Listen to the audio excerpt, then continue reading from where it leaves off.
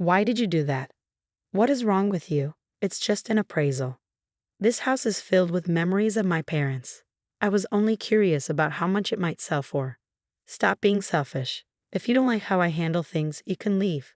My name is Emma. I'm 28 years old and work in an office. I met my husband Ryan through a friend's party. Growing up, I was always focused on my studies.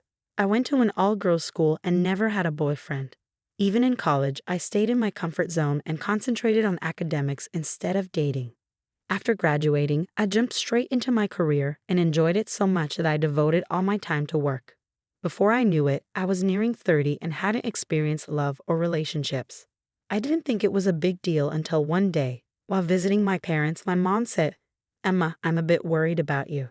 She was concerned that I didn't have a boyfriend or anyone I might marry. My mom has always been supportive and kind, so hearing her say this surprised me.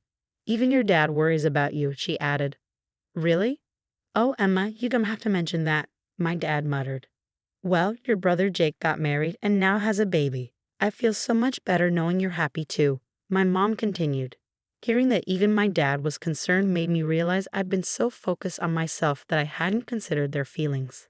I wasn't about to marry just to make them happy, but I decided it was time to take love and relationships seriously for myself too. From that moment, I started thinking about marriage. I used to wear simple makeup and throw on random clothes without much thought. I figured it was time for a change, so I asked my sister, Lily, for help. "Wait, have you fallen for someone?"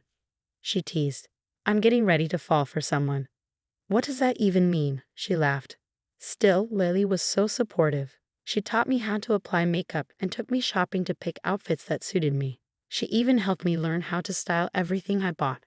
Since Lily used to be a hairdresser, she had an amazing sense of fashion and gave me great advice. Thanks to her, I looked and felt so much better. I even started getting compliments at work.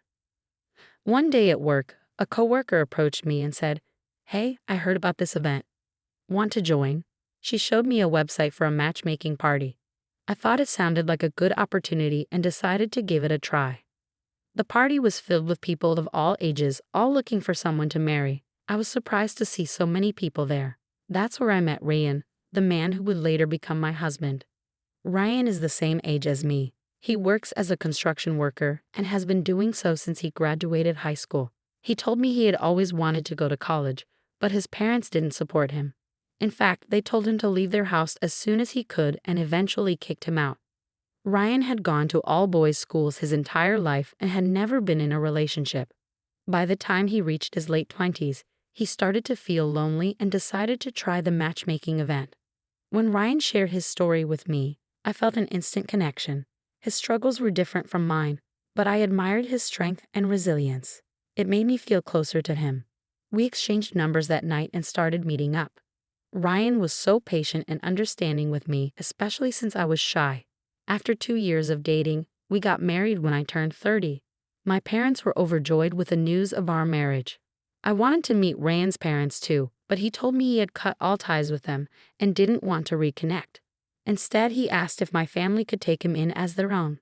Understanding his situation, my parents agreed wholeheartedly. We had a small, intimate wedding with just our family. My parents were emotional when they saw me in my wedding dress. I'll never forget the way they cried tears of joy. In that moment, I felt like I had done something meaningful for them. Life with Ryan was happy and peaceful. He treated my parents with so much care and respect after we got married.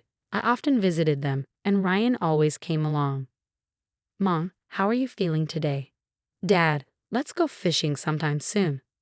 Watching Ryan talk so kindly to my parents made my heart feel full. But a few years after we got married, something unexpected happened.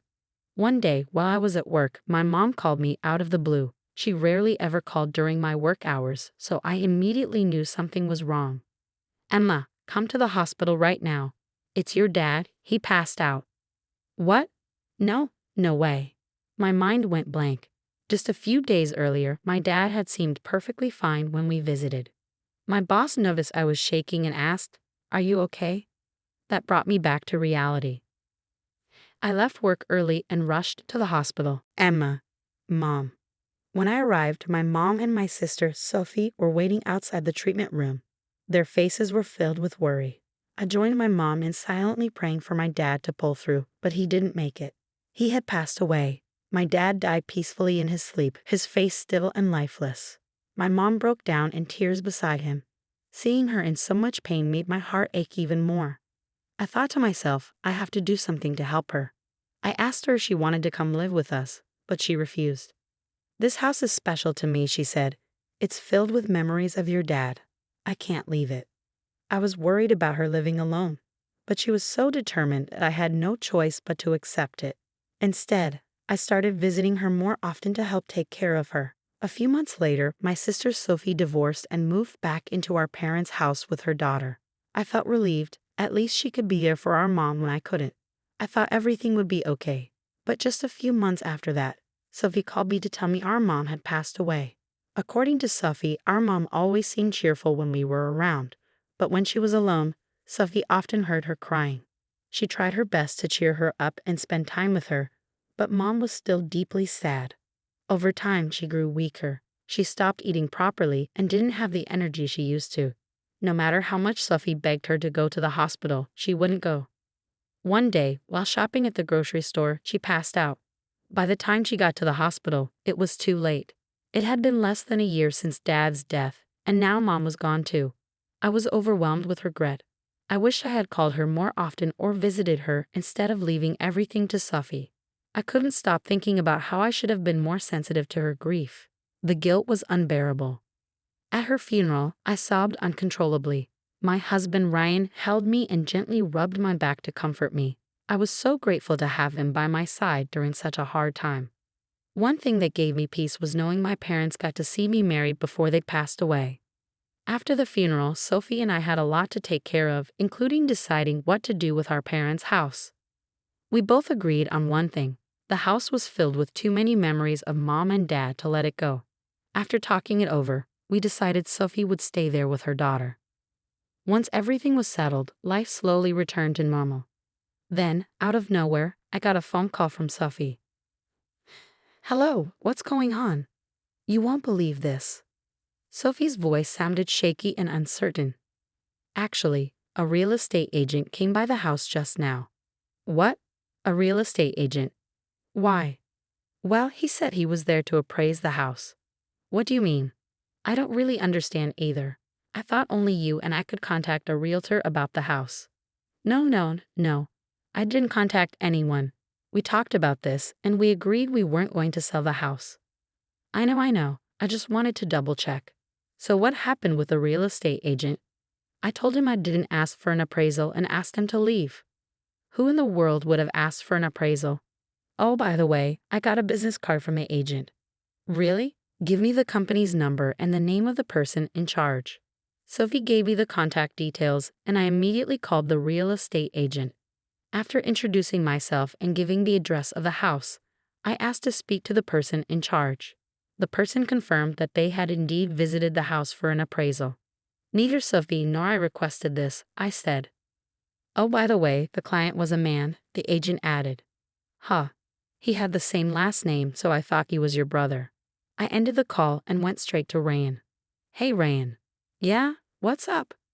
Did you ask the real estate agent to appraise my parents' house?" He looked at me with no surprise. "Yeah, what's the problem with that?" "Why would you do that? That house is filled with memories of my parents. You know I decided with Sophie that we weren't selling it." "Don't get so upset. I was just curious how much it could sell for. It's too big for Sophie and her daughter to live in. I think it would be better to sell it, get some money, and share it. That's why I asked for the appraisal." "Don't be so selfish. What's the big deal? I'm part of your family too. I have the right to decide about the house." "That's not what I'm talking about." "Shut up. Don't complain about how I do things. If you don't like it, then leave." With that, Ryan stormed off to his room. I was stunned. I thought he understood how I felt. Why was he acting this way? Did he really need money that badly? I began to suspect something wasn't right, so I hired a detective agency to look into things. That's when I found out something awful. Ryan had a $100,000 debt. I couldn't believe it. I took the day off from work, left the divorce papers on the table while he was out, packed my things, and left. I went to Sophie's and explained everything. Later that evening, Ryan called me. Hey, what's going on? Your stuff is gone. And what's with the divorce papers? What the hell is happening? I'm leaving and I'm divorcing you. What? What do you mean? I left because you told me to leave. If you didn't like my way. Well, I did say that, but I didn't think you'd actually try to divorce me. I don't trust you anymore. That's a lot over one small argument. I'm not divorcing you because we fought over the house. I'm divorcing you because you've been hiding something terrible. What are you talking about? You're in a lot of debt. How did you find out about that? I hired a detective agency to look into it.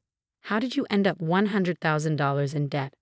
Well, Ryan gave up and told me everything. My coworker told me he made a lot of money from foreign exchange and I got jealous. I tried it too, but it didn't go well, so I tried to recover my losses. The losses just kept growing. I was so caught up in it, I didn't realize how much money I was losing. I can't believe you didn't stop before it got worse. I'm really sorry. It's just that I've always had this gambling problem. You told me when we first got married that your parents were addicted to gambling, casinos, lotteries, everything. That's why there was never any money in your house. And now you're doing the same thing as them. Ryan was stunned into silence after that. I can't get your trust back once I've lost it. I hung up the phone and started the divorce process through my lawyer. Ryan begged me to reconsider. He promised to change. But I told my lawyer I wasn't backing down. Eventually, Ryan signed the divorce papers and it was finalized. It wasn't that his words didn't move me, but I was scared something like this might happen again. Once trust is broken, it's hard to rebuild. I stood firm in my decision and I'm sure it was the right one.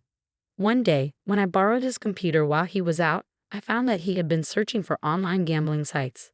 He had been trying to win money quickly to pay off his debts. His debt might even be bigger now.